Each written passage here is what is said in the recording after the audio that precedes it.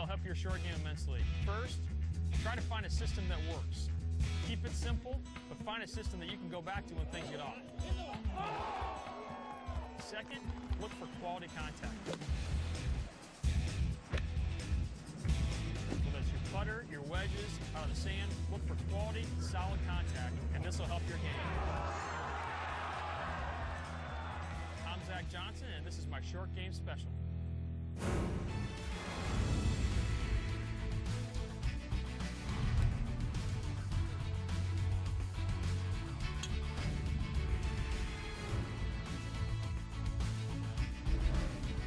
Golf Channel Academy, presented by Bushnell Golf.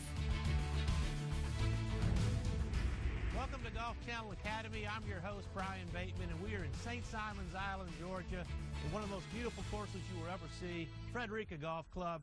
Pleased to be joined by a 12-time PGA Tour winner, two-time major champion, Zack Johnson. Zack, great to see you. Thanks for having us. Brian, thanks for being here. It's good home event right here. Yeah, the home game for both of us. Yes, sir. So this is our short game special. We want to pick your brain. Okay. Run through some of these shots that you like to play. Let's start with the mechanics. What are the mechanics of a basic chip shot as we have right here on the side of the green? Very basic. I mean, we're sitting here, you know, I'm on very, I would say, you know, pretty easy turf, not too tight, certainly not rough, fairway kind of turf. And when it comes to a simplistic shot like this, kind of going at those two pins there you can see in the distance, I like to use big muscles. I like to get rid of the hands, almost feel as if I'm putting it. Now, that being said, there's also still a rhythm to it. I want my body to pivot with my golf club as if I'm hitting a full shot. I want the club to be bottoming out properly, right? Making good contact. And I like to have my hands forward when it comes to these lower chip shots, these chip shots where you're getting a little bit of run and release and just kind of maintaining this angle. I don't want much hinge. I just kind of want arms and holding that through stroke right there. I mean, you look at some of the best chippers in the world, Phil obviously being one, Jordan Spieth being another. There's not a whole lot moving other than their arms and maybe their lower body as if it's pivoting. Now, I've got 6 balls set up, as you can see. The first 3 balls I'm going to chip, I'm going to start here, one there, and I'm going to go to that first pin with my 60-degree wedge. And when I stand back here and look at this, Brian, I'm looking at, you know what, I want to land it in a certain area that gives me the best chance to get it close, kind of in that, you know, 3 to 6 foot radius. So I got my spot just shy of the putting green there, getting in, arms, as if I'm just putting it down the line. A little bit of right to left there. So now I'm going to move further back here, slightly longer. I've got to change my landing zone now, just a little bit. Granted, I've gone all back about 6 feet, but it's slightly, I obviously got to hit a little bit harder, got to change my landing zone. Again, just arms, big muscles. My hands, I'm going to raise my hands up a little bit. Get it as if the heel's kind of coming off the ground. And what that, I think, really allows, it allows my arms to work more. It takes the wrist out of it, but it also allows for better contact, and it becomes a lot easier to not flub it. So weight distribution the same? Just a little change in the hand position. Right. When it comes to chipping, I would say more times than not, I've probably got about 60 to 70% of my weight on my left side, and I want it to stay there. That allows me to hit better contact on the golf ball position a little bit further back, weight forward. And what that allows me to do is I'm not going to bottom out and flub it. I'm not going to hit it thin. I'm going to get ball first. You know, the only time you don't want to get ball first is when you're in a sand trap or hitting a flop shot out of deep rough. But on a chip shot like this, you want the golf club still to compress that golf ball with your hands forward. Little bump and run shot. But yeah, good question. Weight's on my left side. Now I'm going to go to that second pin. A little more roll, a little more bump and run. We're just trying to putt it down a line with my arms, with my weight forward, ball a little bit back, and just let the ball release. Pretty easy. I mean, there's not a whole lot of spin. You know, whatever spin there is minimal. Just kind of getting the ball going. And I would say more times than not, Brian, I want to get the ball on the ground as quickly as possible. Eliminate the high shot, the spin shot, and quite frankly, inconsistencies. I think the quicker you get that ball on the ground on these really easier shots, the more times you are going to have, you're going to have a better time of getting up and down. Now, if you did want to add a little bit more loft to that shot, opening the face up also will help with the bounce, give you a little bit more loft, but still have the release that you're looking for the chip shot to run out. Right. I mean, let's be honest, right? I mean, how often am I just going to sit in here like it's a, like a 10-foot putt and chip it? I'm always, whether I'm opening the club face, whether I'm shutting it down, I mean, like Brian said, where you got to, there may be something in here in the landing zone where you got to get it over something early and then let it release. So in that instance, I still want my weight forward. I still want to use the big muscles. I'm not using my wrist much. I'm just letting my arms do the work. And I'm going to open that blade up, get a little bit more loft, thus a little bit more spin, but also some decent rollout. I mean, there's no question, Zach, it's trial and error when it comes to any kind of chipping around the green, whether it's your mechanics, whether it's your creativity. So it all comes with practice. Oh, no question. And Lord knows you put your time in doing that. So stick around when we come back.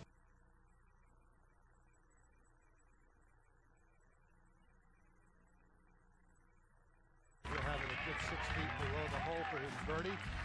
And, I knew that work at some point would surface, and unfortunately it surfaced at Augusta National. Specifically there, that's a place where it's extreme. The conditions are very difficult. That week was very cold, very windy. So you were going to hit good shots and miss greens. And as a result, you had to lean on your short game. And, fortunately,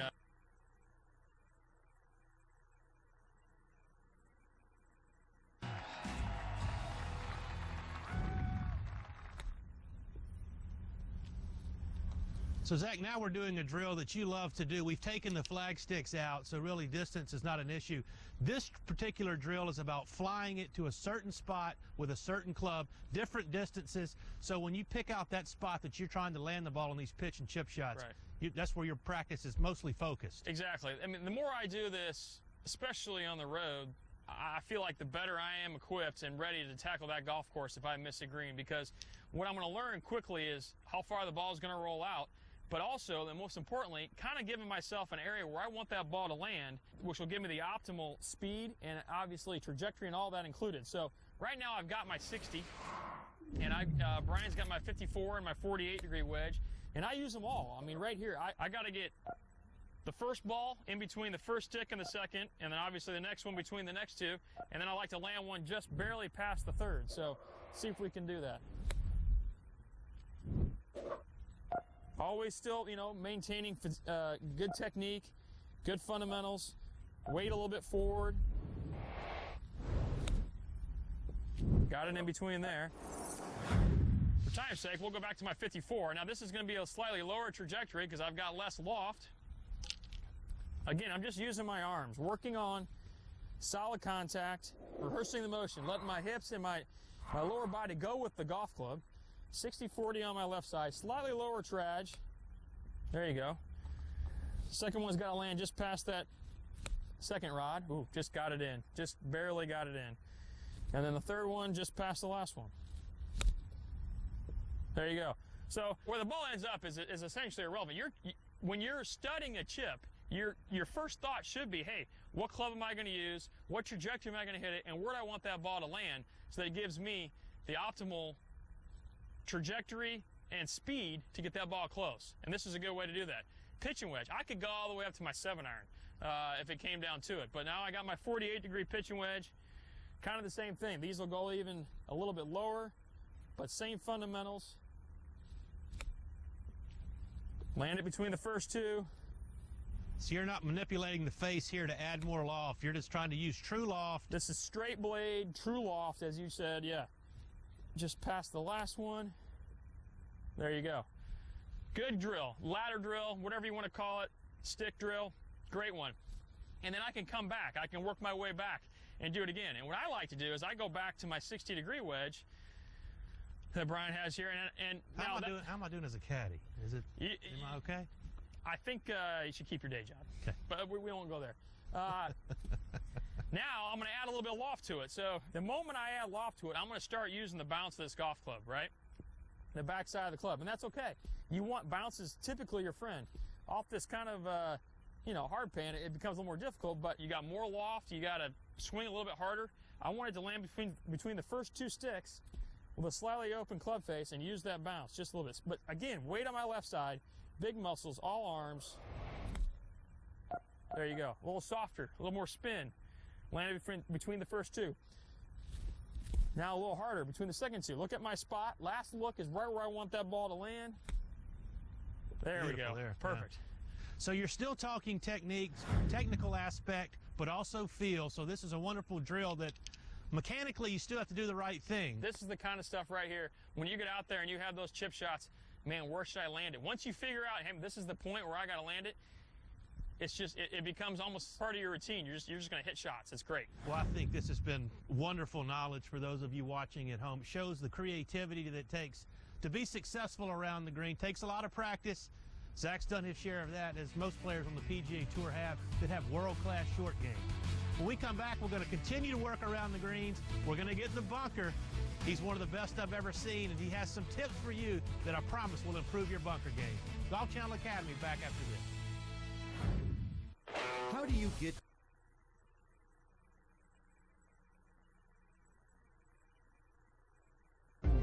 to building?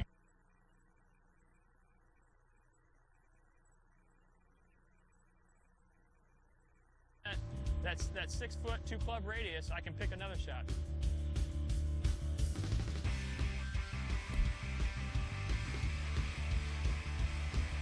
Kind of something like that. Well, this kind of drill here, get some good feedback. I think it'll help your sand bunker game because it's not the place you want to be. Welcome back to Golf Channel Academy, here with Zack Johnson. And Zack, you have a very interesting way to help perfect, at least be more efficient with flop shots. But the drill you use is actually in the bunker. Yes. Can you explain, Yeah, please? this drill I utilize in the bunker, quite frankly, it can be used for any sort of ball striking. I've got a line in here in the sand trap. There's no balls, and I get in here basically trying to make sure that my club is going to bottom out on the front side of this line and through versus on the back side. Weight more on my left side. The divot starts in the line and goes forward, and then I just work my way up the line. A little bit of speed, kind of get set. Something like that. So, just go up and down the line and really look where the club is going to bottom out. I'm trying to use the bounce. I'm opening my club head and making sure that splat sound, that sand sound, is on the line or forward. So this is a great drill for bunker play, for full swing, and for flop shots. Show us how you're going to apply it to try to hit this. A very intimidating shot for amateurs, by the way, to hit this shot over the bunker using the technique you just showed us. Yeah, I mean, a flop shot is just not a shot that is ideal for anybody, nor much, a sand shot. I know most amateurs try to avoid the sand traps. So, that kind of a release shot when the club is going to pass your hands is not an easy one. It's a shot that, I got to practice a little bit, certainly, because we put ourselves in predicaments, but it's a special shot, as my coach would say. And so, much like the sand, that drill I was just doing, I hope those fundamentals carry in over here. I want that club to get that ball up in the air quickly. I want the club head to pass my hands. Much like that. Get a little bit of release on it. Nice check. And it should help your flop shots. It definitely will help your sand shots. And just that consistent contact of the sand and or golf ball. Do you try to have any less wrist break on that type of shot, or is it mostly just your stock mechanical swing? You're just thinking about let the club head pass your hands going through. Yeah, I mean, I feel like I'm still on plane. If anything, I might actually pick it up more, get maybe more of a V, especially when I'm in the sand trap. But on a flop, for the flop shot, I feel like it's all arms, and I just want that club head to feel like it's going to pass my hands and almost feel like it's folding up this way, especially when I'm in the sand. But even on these floppers, much like that right there. That was it. Where the V, it's almost like you pick it up and drop it and come underneath it. Luke Donald, granted back in the day, Seve Ballesteros, Phil Mickelson, those guys do it the best. They've got it down so consistently, and it's impressive to watch. All right, compare that, Zach, to, say, a dead-handed shot, still over the bunker, still wanting to get it in the air, but not when you're trying to let the club head pass your hands. Sure. You're more carrying your hands forward. Maybe the ball comes out a little bit lower, but still soft. Yeah, exactly. What Brian's alluding to is, if I want to kind of just dead arm it or use my arms, right, just use the pivot and my rotation, I probably have more green to work with. The pin or whatever I'm trying to land it is a little further away. I don't have to be too precise on getting it over and covering something. That's one where I can still open my club face. I can still use the bounce of the club, but I don't want that club to pass my hands. I'm going to keep the club back here versus releasing. So it's just kind of a pivot and hold. Much like that. A little lower, not flying it quite as far. Something that's not quite as high. There's not as much speed down below. And just letting the club slide right underneath it. Something like that. Well, Zach, that's an interesting take on how to use the bunker for a drill to teach you how to not only hit bunker shots, have something to work on in your full game, and also apply it to flop shots. Yeah. But next, we're going to make you get in the bunker because it's an intimidating spot for most amateurs, and the player with 2 major championships is going to get actually in the bunker and show you how to get up and down.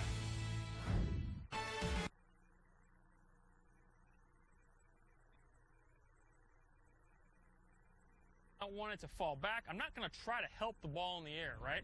I want to use the club to help me do that. There's bounce on that club. That's what's going to allow that golf ball to get high in the air. I'm trying to aim about 1 inch, maybe 2 inches behind it, depending upon the type of sand. But I put the ball a little bit further up, my hands a little bit back, weight on my left side. And it's one of those swings, rather than being shallow and letting the club stay behind my hands and pivoting, I'm almost picking it up, dropping it, and then letting it release back up again. It's almost like it's a V. So a flat lie like this, very benign. I'm keeping my weight on my left side, hands kind of behind the ball, just a little bit. My club face is open, but not dramatic, and it's just kind of a thud shot. Get that nice splat of sand. But then, you know, we don't always have a flat lie. Right. So you get up here in these kind of special ones out of the trap, I got an uphill lie. Well, this is one where I want my shoulders to kind of mimic that angle, right? To kind of model that angle. I've got an uphill lie. So rather than being more on my left side, I've got to get my weight more in the middle to the right side of my foot, get my feet in there nicely, stay on my right side, and then from there, the same kind of swing. Something like that. The hardest sand shot certainly is that downhill lie. One where you got to keep your body way on your left side, shoulders with that plane of the sand trap, and then releasing that golf club so that the ball can come out. And at least, I mean, sometimes just getting it out of the trap is a feat. So stay on your left side, a lot of speed through the ball, something like that. It's going to release a lot more because you're on a downhill lie, but you have no choice. So you're saying that your shoulders should pretty much maintain some type of parallel line to the slope or the lie that you have in the bunker. Don't you think that would be a common fault with amateurs that are set up in the bunker? No question. What I see is, like here, if you had a line in the trap, right, and you see the ball here, amateurs they either hit it way behind here or they're hitting the ball first, you know? And I say that, it's hard. I get that. This is not where you want to be. But the golf club is made, especially a sand wedge or a lob wedge, is made to come out of this. You're going to use the bounce of the golf club. You don't need to add tilt to your golf swing. You don't need to try to help it up in the air. So that's why it's awkward probably to stay on your left side, but that's the key. Stay on your left. The ball's way up. It's up in my left foot. And when I have that up there, then I can release the golf club. I feel like I got to reach to it, release the golf club, and it's still going to pop up. The moment I put that ball back to my stance and try to help it in the air, you know, you slide underneath it or you blade it. It's just very difficult because it's a hazard. It's a bunker. Let's change clubs. Okay. This is a 48 degree. Okay. Pitching wedge, yep. Pitching wedge. Say you have a hole location on the other side of the green. It's a 30 or 40 yard shot, right, commonly referred to as the hardest shot in golf. Without question. Probably because you don't practice it as often as you should. But what are some tips for hitting a longer bunker shot, not necessarily with an L wedge, but by changing clubs? Well, first, lower your expectations. Number one. Number two, it's all about contact, trying to get that proper contact. You know, if I can hit barely behind the golf ball, but yet still make an aggressive golf swing, slightly open the club face, that ball's still going to carry a good distance, decent control, 15 feet would be a great shot. We're going to end on that one. Whew, I'm done. Because those are the hard ones, and you pulled it off like I knew you would. Enjoyed it, my friend. Thank you, Brian. It's been great. Thanks for all your input. I know I've learned a lot, and I hope you've learned a lot as well. Thanks for Frederica for putting us up here. It's been a tremendous day here, spending time with a two-time major champion, and we'll see you.